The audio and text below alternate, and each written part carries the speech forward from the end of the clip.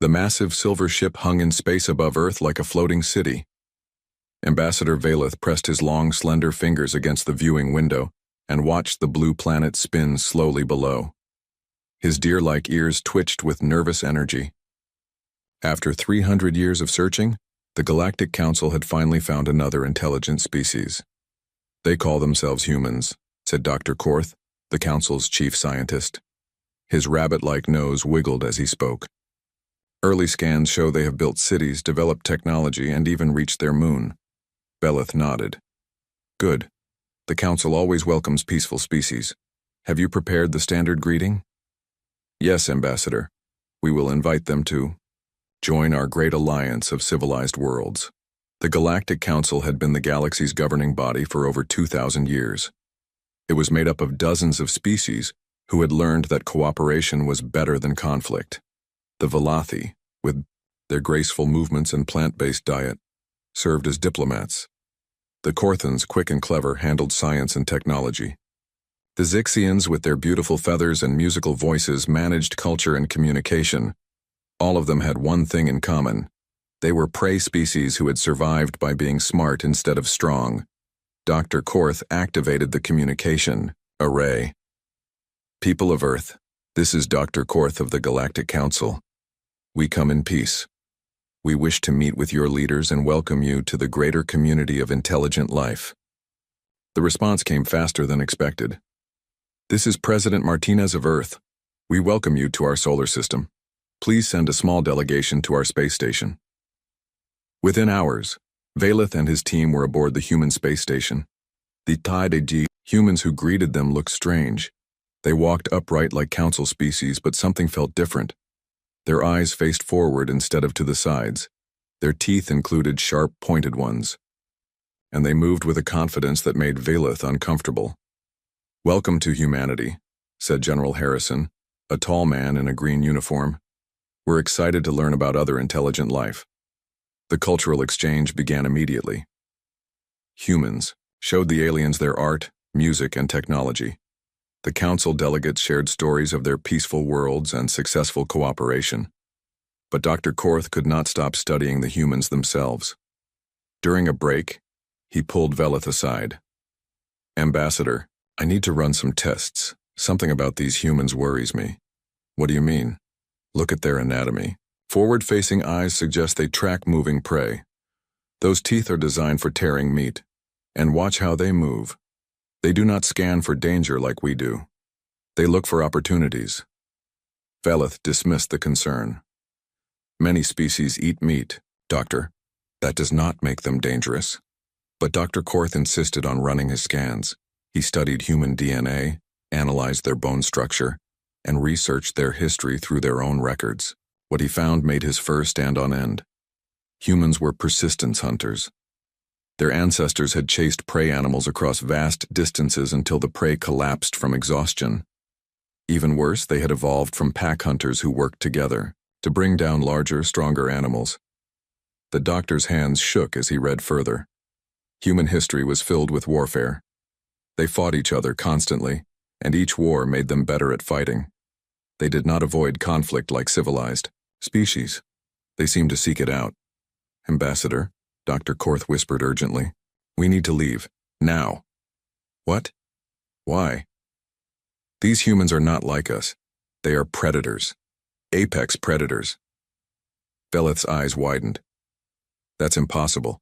Predator species never develop advanced civilization. They destroy themselves fighting." "Not these ones. They learn to work together. They turn their hunting instincts into cooperation. But Ambassador, they still hunt. Look at this." Dr. Korth showed him human entertainment. Movies about hunting dangerous creatures. Sports where humans fought each other. Video games where the goal was to eliminate enemies. Even their children played games that involved hunting and fighting. "They enjoy conflict," Dr. Korth said. "They see it as entertainment." The final piece of evidence came from human military records. Humans had weapons that could destroy their entire planet. They had built these weapons not because they needed them, but because they could. They prepared for wars that might never come. Ambassador Velith felt sick. "How many of them are there?" 8 billion on their planet, and they are expanding into space. That evening, Velith called an emergency meeting with the ship's senior staff. Around the conference table sat representatives from a dozen species. All of them had evolved from prey animals. All of them had built their civilizations on avoiding predators. "Ladies and gentlemen," Velith began, "we have a problem. The humans are not what they seem." He shared Dr. Korth's findings. The room grew, silent as the implications became clear. Captain Zixa, her bright blue feathers ruffled with fear, spoke first. "If they are pack hunters, they will not stay on their world. They will expand. They will hunt." "What do they hunt?" asked Commander Thex, his long ears flat against his head. "Everything," Dr. Korth replied. "Their records show they hunt for food, for sport, for trophies, and sometimes just for the challenge. They have hunted their own planet's apex predators to near extinction." The silence stretched on. Finally, Velith made the decision that would change the galaxy forever. "We classify them as a Class 7 predatory threat. Maximum danger level." Gasps filled the room. No species had ever been given a Class 7 rating. "What does that mean for first contact?" asked Captain Zixa. "It means we end it. We establish a quarantine zone around their solar system. We do not let them spread to other worlds." "But Ambassador," protested Dr. Korth, "they have not attacked us. They have been friendly." "That is what makes them so dangerous," Velith replied. "They are intelligent enough to appear peaceful while they study us. They are learning our weaknesses." Within hours, the human delegation noticed the change. The aliens became distant and nervous. When General Harrison asked why, Velith struggled to find the right words. "We have learned much about your species," he finally said. "We believe it would be best if we ended cultural exchange for now." General Harrison's eyes narrowed. Those forward-facing predator eyes that seemed to look right through Velith. "I see," the human said quietly. "You're afraid of us." "We are simply being cautious. Because you figured out what we are." Velith said nothing, but his silence was answer enough. General Harrison smiled, showing those sharp canine teeth. "You know, General, in all our movies about meeting aliens, we always worried about the aliens being the dangerous ones. We never considered that we might be the monsters." "You are not monsters," Velith said quickly. "You are simply different." "Different," Harrison repeated. "Well, Ambassador, I hope this difference doesn't cause problems between our peoples." But as the alien ship left Earth's orbit, Velith knew it already had. The message he sent to the Galactic Council would reach every member world within days. The peaceful galaxy that had existed for millennia was about to change forever. And deep in his heart, Velith suspected that no quarantine zone would be strong enough to contain a species that had evolved to hunt the hunters. The emergency session of the Galactic Council had been called within 12 hours of Ambassador Velith's report reaching the capital world of Harmony Prime. Representatives from 47 species filled the great chamber, their worried voices creating a symphony of fear. High Chancellor Marin, eldest of the Valathi, called for silence with a gentle chime. Her ancient voice carried across the chamber. "Fellow council members, we face an unprecedented situation. A predator species has achieved spaceflight and advanced technology. Dr. Korth will present his findings." Dr. Korth's ears trembled as he activated the holographic display. Images of humans filled the air above the assembly. The delegates gasped at the sight of those forward-facing eyes and predatory teeth. "Honored Council, these humans represent everything our ancestors feared. They are pack hunters who never lost their killing instincts. Their entire planet is a hunting ground." The display showed human cities built on the bones of ancient civilizations, armies marching across continents, wars that lasted for years, with humans fighting other humans simply because they could. "Most disturbing," Dr. Korth continued, "is their relationship with conflict. Where we evolved to avoid danger, they evolved to seek it. They call it competition, sport, entertainment. They have turned killing into art." Delegate Quicks of the Korthans raised a paw.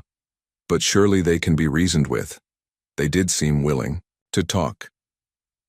That is what makes them so dangerous, replied Dr. Korth. They are intelligent predators. They study their prey before they strike. The chamber erupted in frightened chatter. Some delegates called for immediate military action. Others suggested offering the humans everything they wanted in exchange for staying away. High Chancellor Marin restored order. The Science Council recommends immediate quarantine. We will establish a containment zone around their solar system. No human ship will be allowed to leave. No council ship will enter. The vote was unanimous. Within days, the largest fleet in Council history surrounded Earth's solar system. Thousands of ships from dozens of worlds formed a defensive barrier. The message to humanity was clear: stay home. But the galaxy was not entirely populated by prey species. On the rim worlds, where space was dark and dangerous, other eyes watched the Council's panic with interest. These were the worlds where the galaxy's predator species had been pushed after millennia of Council expansion. In the steel caves of Krill Prime, the Mantis Lords stirred. The Krillian Empire had once ruled a quarter of the galaxy before the Council's ancestors had united against them. Now they existed in the shadows, bitter and hungry. War Commander Skix spread his forearms wide as he addressed his fellow Mantis Lords. His compound eyes reflected the cold light of their underground chamber. The soft ones fear these humans, he clicked in the harsh Krillian language. Perhaps we should meet these predators ourselves. Are they threat or opportunity? Asked Battle Mother Vex, her razor-sharp claws scraping against stone. That remains to be seen. But any species that frightens the Council this much deserves our attention. Meanwhile, in the pack worlds of the Vorth Consortium, a different conversation was taking place. The wolf-like Vorth had maintained an uneasy peace with the Council, trading their military services for the right to exist. Pack leader Fenris studied the human images with keen yellow eyes.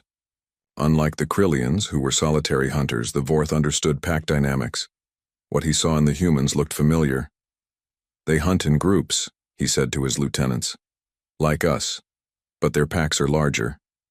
Should we fear them, pack leader? Asked Scout Alpha Raven. Perhaps. Or perhaps we should speak with them. It has been long since we met others who understand the hunt. Back on Earth, President Martinez stood in the Situation Room, surrounded by military advisors and scientists. The alien quarantine had been in place for 3 weeks, and humanity was beginning to understand their position. So let me get this straight, the president said. They're afraid of us because we're predators? That's the assessment, sir, replied Dr. Sarah Chen, the mission's chief xenobiologist. Every species in their council evolved from prey animals. To them, we're the monsters from their nightmares. General Harrison, who had met with the aliens, shook his head. We offered them friendship, and they responded with a blockade. Can we break through? Asked the president. Admiral Rodriguez pulled up star charts. Their fleet is massive, sir. Thousands of ships. But our intelligence suggests their technology is defensive in nature. They're not warriors. What about these other species Dr. Chen mentioned? The predators? Unknown, sir. The Council pushed them to the edge of the galaxy centuries ago. We have no direct intelligence on their capabilities. The president made a decision that would echo across the stars.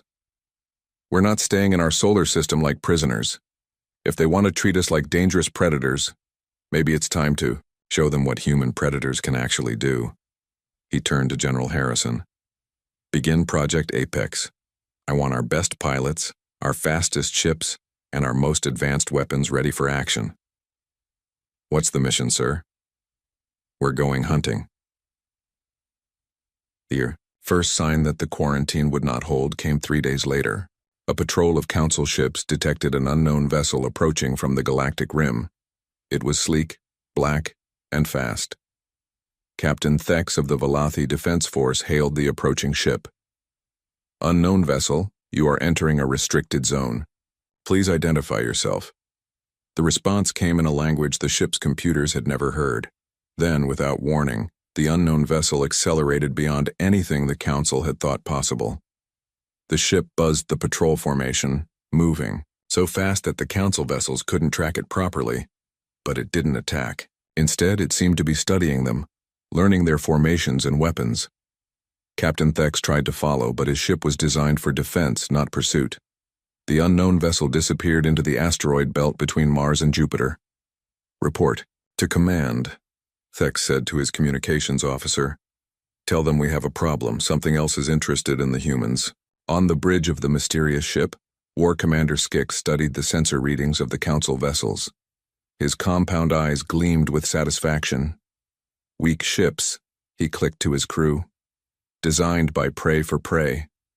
"What of the humans, War Commander?" asked his second. "We will test them. If they are true predators, they will respond to a challenge. If they are merely animals with tools, we will crush them quickly." Deep in the ship's weapon bays, Krillian warriors prepared their hunting gear. Each was a perfect killing machine, evolved over millions of years to be the ultimate solo hunter. They had never met prey that could fight back effectively. They were about to learn what American military training could do to change those odds. Meanwhile, pack leader Fenris was making his own preparations. The Vorth ship moved through hyperspace, toward the Sol system, carrying a message of potential alliance. Unlike the Krillians, Fenris understood that the most dangerous predators were those who hunted in coordinated packs. And from what he had seen of human military formations, these new predators might be the most dangerous pack hunters the galaxy had ever seen.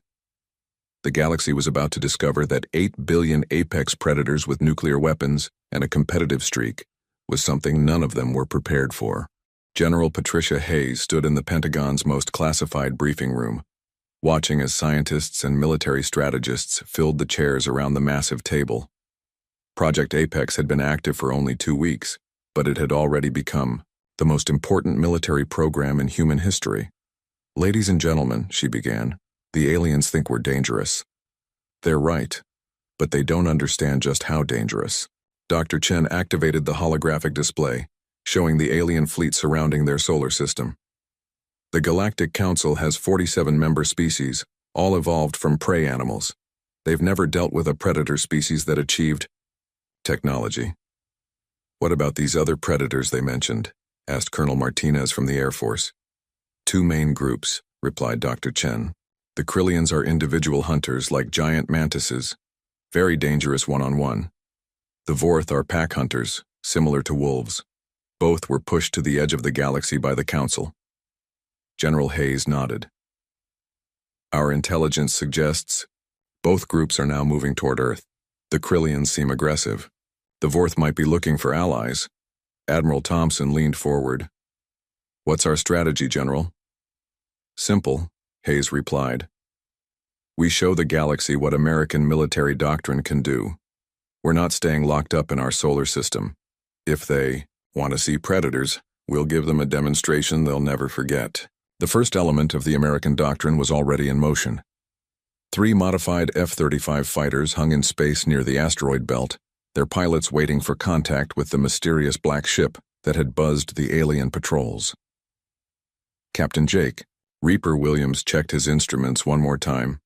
The F-35 had been modified with experimental technology reverse-engineered from alien scanner data.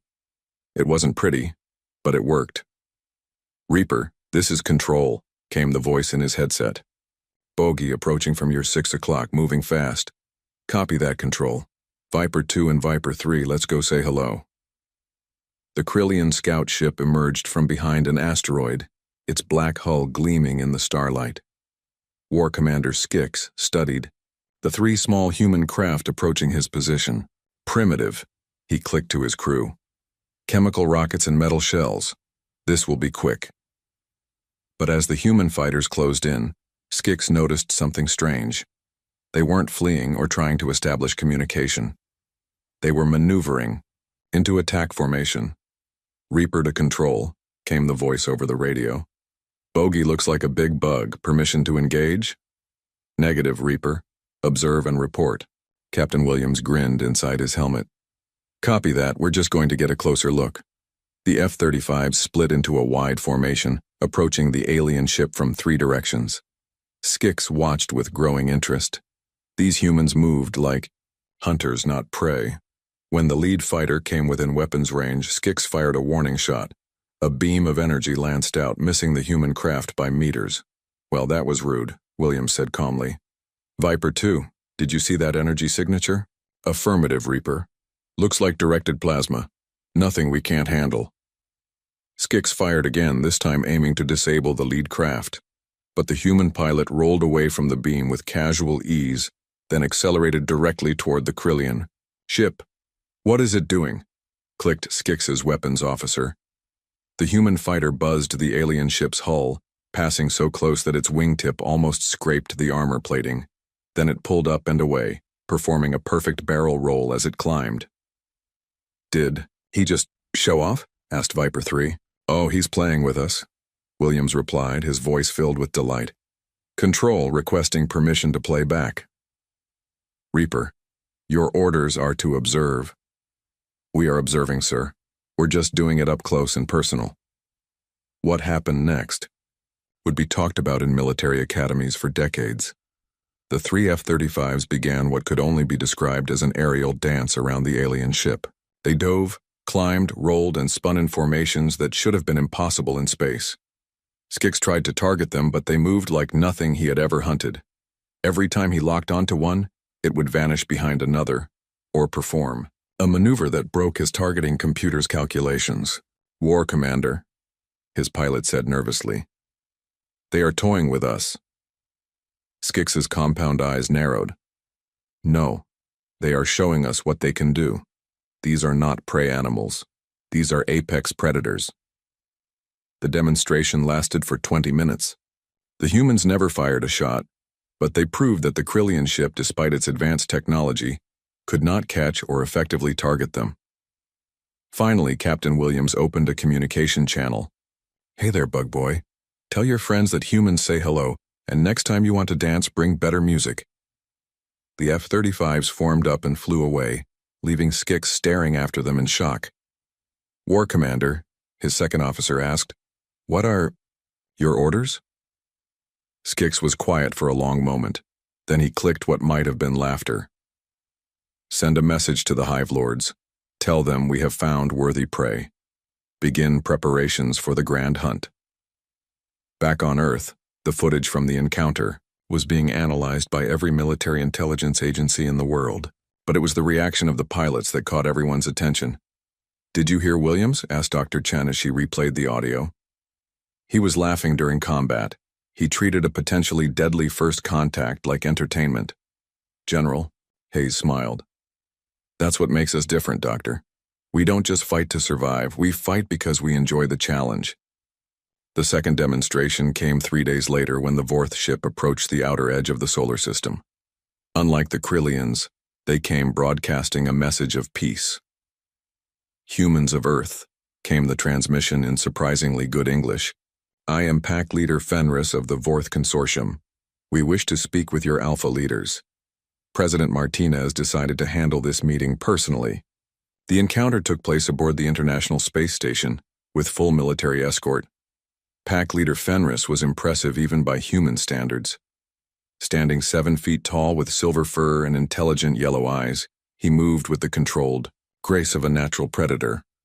Your people have frightened the prey species, he said without preamble. They see you as monsters.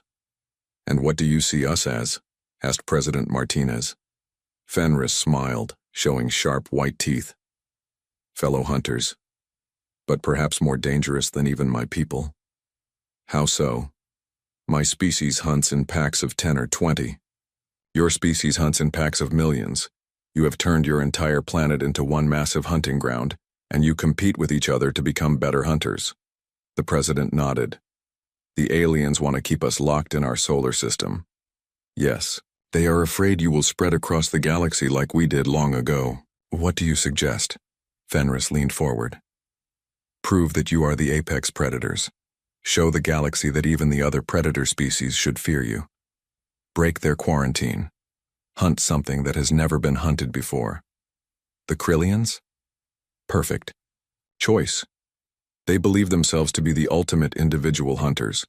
They have terrorized this galaxy for millennia.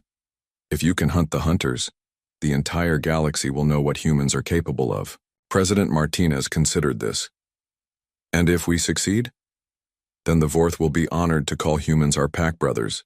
Together we could rule this galaxy. We don't want to rule anyone.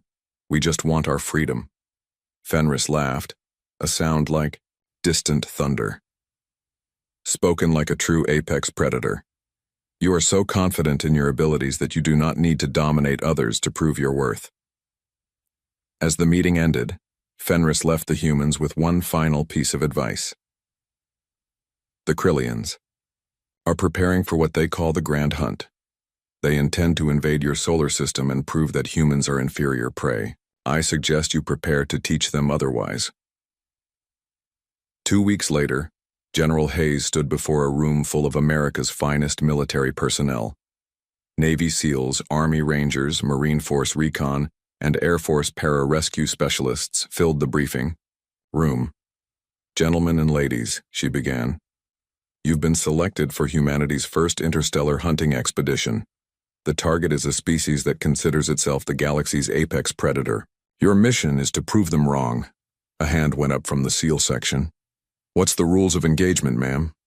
Hayes smiled. The Krillians are coming here to hunt humans. We're going to turn the tables, show them what it means to be hunted by Americans. The room erupted in grins and quiet cheers. These were warriors who had trained their entire lives for the ultimate challenge. When do we start? Asked a Marine colonel. They'll be here in 6 weeks. Plenty of time to prepare. Remember, people, this isn't just about defending Earth. This is about establishing humanity's place in the galaxy. Make it count. The Krillian warfleet dropped out of hyperspace at the edge of Earth's solar system like a swarm of giant metal insects. 50 massive ships, each one a living weapon designed for hunting and killing.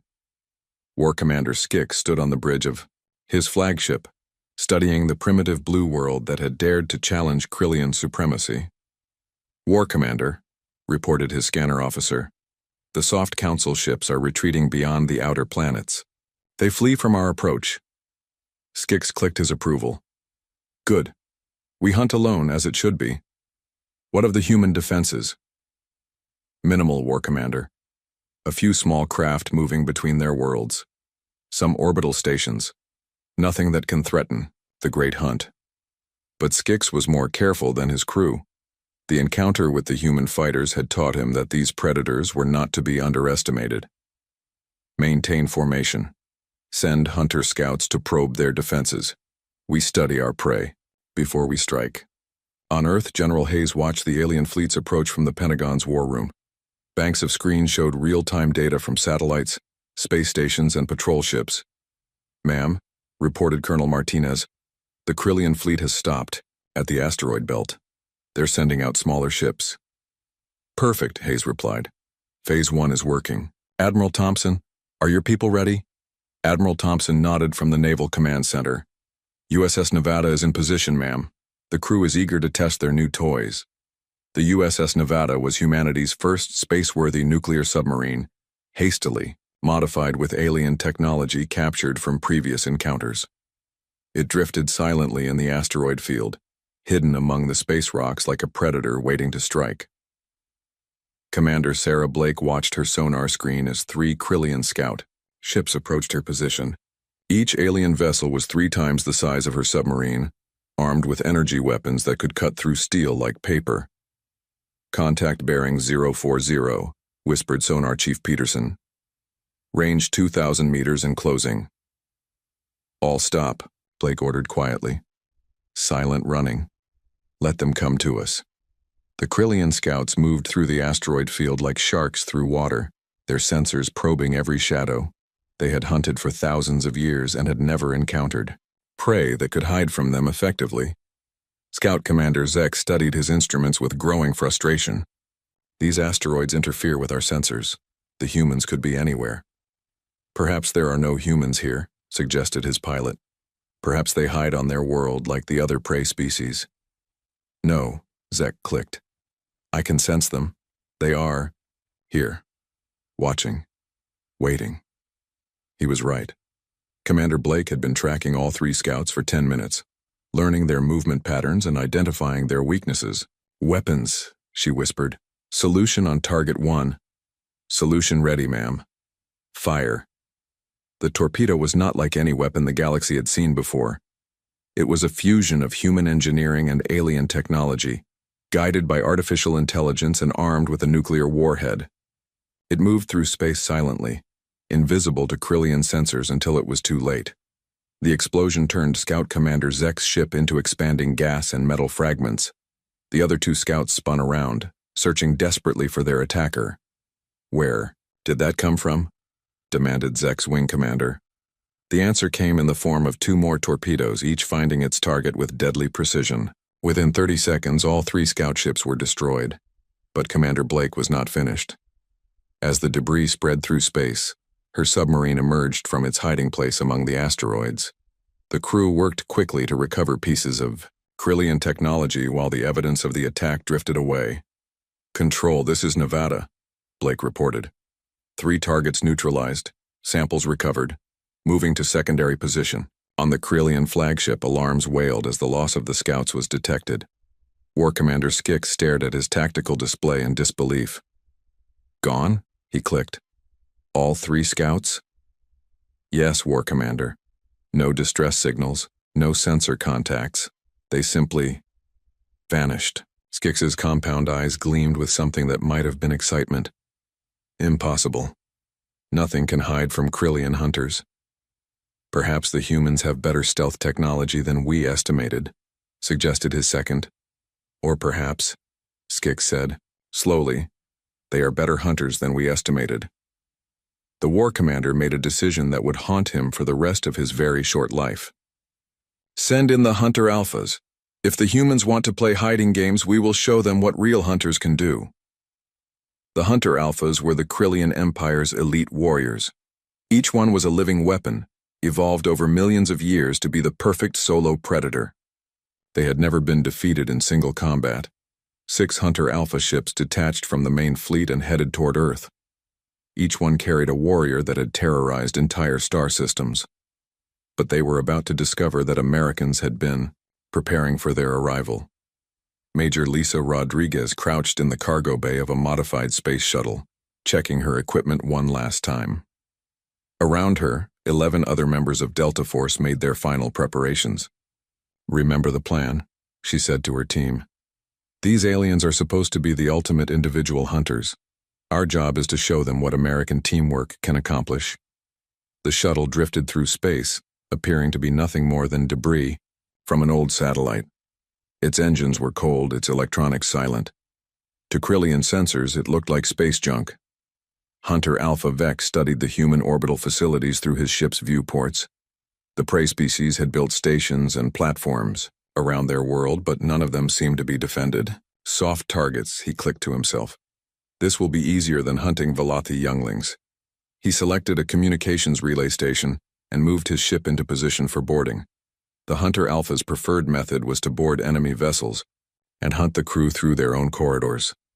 As his ship docked with the human station, Vex activated his personal armor and weapons.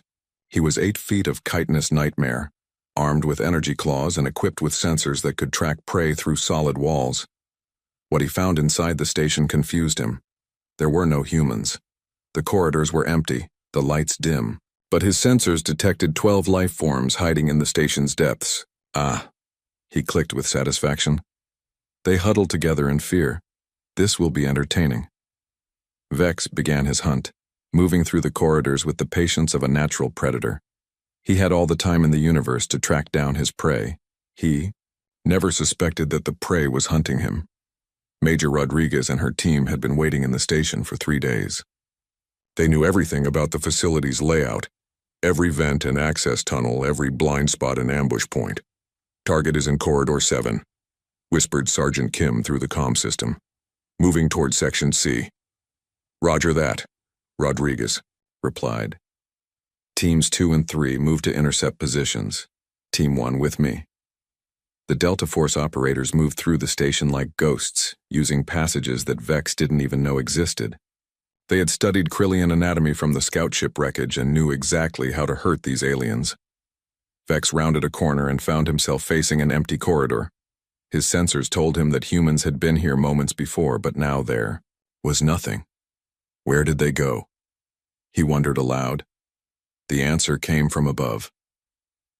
Major Rodriguez dropped through a ceiling panel directly onto the alien's back. While her team members emerged from side passages with weapons drawn, Vex spun around, his claws sparking with energy. But the humans were already moving. They fought as a unit, covering each other's movements and attacking from multiple angles. The Hunter Alpha had never faced anything like it. Individual prey he could handle, but these humans moved like parts of a single organism, anticipating each other's actions and working together with deadly efficiency. Impossible, he clicked as human weapons found the weak points in his armor. How do they move so fast? Practice, Major Rodriguez replied as she placed a shaped charge against the alien's chest. Lots and lots of practice. The explosion echoed through the station. When the smoke cleared, Hunter Alpha Vex was down, his armor cracked, and his weapons scattered. Control, this is Rodriguez, the Major reported. Package secured. One very surprised alien hunter ready for pickup. Similar scenes played out across the solar system as American Special Forces engaged the other Hunter Alphas. Navy SEALs boarded alien ships in the middle of space battles. Army Rangers set ambushes in asteroid mining facilities. Marine Force, recon teams hunted the hunters through the corridors of space stations. Within 12 hours, all 6 Hunter Alpha warriors had been captured or killed. Not a single American casualty. On the Krillian flagship, War Commander Skix stared at his tactical display in growing horror. His elite hunters, warriors who had never been defeated, had been systematically eliminated by human prey. How is this possible? He demanded. War Commander, his communications officer reported. We are receiving a transmission from the humans. Put it through. General Hayes appeared on the main screen, speaking from the Pentagon. War Commander Skix, this is General Patricia Hayes, United States Armed Forces. We have something that belongs to you. The screen split to show the captured Hunter Alpha warriors, all of them bound and under guard by grinning American soldiers. Your move, bug boy, Hayes said with a smile that showed entirely too many teeth. Want to try for double or nothing? War Commander Skix stared at the human general on his screen, his compound eyes reflecting the cold rage of a predator that had been humiliated. Around him, the bridge crew waited in tense silence for his response. You dare mock the Krillian Empire? He clicked in fury. We are the apex predators of this galaxy. General Hayes smiled that terrifying human smile. Were, past tense. As of today, there's a new apex predator in town. Impossible, you are prey. You hide behind technology and tricks. No, Hayes replied calmly. We adapt. It's what we do best. Skix cut the transmission and turned to his officers. Prepare the fleet for full assault. We will show these humans what real predators can accomplish. But as the Krillian ships moved toward Earth, they found themselves facing something no prey species had ever possessed. A coordinated military response designed by 8 billion apex predators working together. The battle for Earth began at dawn, Pacific time. 50 Krillian warships descended on the planet like falling stars, their energy weapons turning night into day. They expected to find a helpless world cowering before their might. Instead, they found a trap. The first wave of Krillian fighters screamed down through Earth's atmosphere, targeting major cities. As they dove toward New York, a flight of F-22 Raptors rose to meet them. Captain Maria Santos pulled her fighter into a vertical climb, watching the alien craft on her instruments. Control, this is Falcon Leader, engaging bandits over Manhattan. Copy, Falcon Leader. Light them up. What followed was not a battle, it was a demonstration. The human pilots had studied every piece of Krillian technology recovered from the scout ships. They knew the aliens' weapons, their flight patterns, their tactical preferences. The Krillian fighters were fast and heavily armed, but they were designed for hunting individual prey, not fighting coordinated squadrons of trained pilots. Falcon 2, break left, Santos called as she rolled her F-22 into an impossible turn. Falcon 3, you have a shot. The alien fighters fell from the sky like burning meteors. Their pilots, elite hunters who had terrorized a dozen star systems, found themselves outmaneuvered and outgunned by human prey they had dismissed as primitive. Similar scenes played out over every major city on Earth. London, Tokyo, Moscow, Los Angeles. Wherever the Krillians attacked, They found American pilots waiting for them with weapons that shouldn't have been possible. But the real surprise came when the Krillian capital ships tried to establish orbital superiority. Admiral Rodriguez stood on the bridge of the USS Enterprise, humanity's first space-capable aircraft carrier. The massive ship hung in orbit above Earth, its flight decks launching squadron after squadron of modified fighters. "Admiral," reported her tactical officer. "Krillian dreadnought approaching from bearing 270. She's big, ma'am." 3 times our size. "Size isn't everything, Commander. Launch the Hornets." The FA-18 Hornets that screamed away from the Enterprise looked like standard Navy fighters, but their missiles carried warheads reverse-engineered from Krillian technology. Human weapons powered by alien science. War Commander Skix watched from his flagship as his dreadnought engaged the human carrier. This should have been simple. One Krillian ship could easily destroy a dozen human vessels. But the humans didn't fight like any prey species the Krillians had ever encountered. The carrier launched fighter after fighter, each one carrying weapons that could actually hurt Krillian armor. Worse, they fought as a coordinated unit, covering each other and attacking from multiple directions. War Commander, his weapons officer, reported, "The Devastator is taking heavy damage. The humans are targeting her weapon arrays with surgical precision." "How do they know our weak points?" "Unknown, sir. It's as if they studied our ship designs." They had. American intelligence had been analyzing every piece of Krillian wreckage for weeks, identifying vulnerabilities and developing countermeasures. The Devastator, pride of the Krillian fleet, broke apart under concentrated human fire. As it exploded, Admiral Rodriguez opened a channel to the remaining alien ships. "Attention, Krillian vessels. This is Admiral Sofia Rodriguez, United States Navy. You are in violation of Earth's territorial space. Surrender now or be destroyed." The response was predictable. The Krillians came straight at the human fleet with everything they had. It was exactly what the Americans had been hoping for. "All ships," Rodriguez broadcast, "execute Order 66. Across the solar system, human ships that had been playing dead suddenly came to life. Hidden missile platforms emerged from asteroid fields. Submarines that had been drifting in the void powered up their weapons.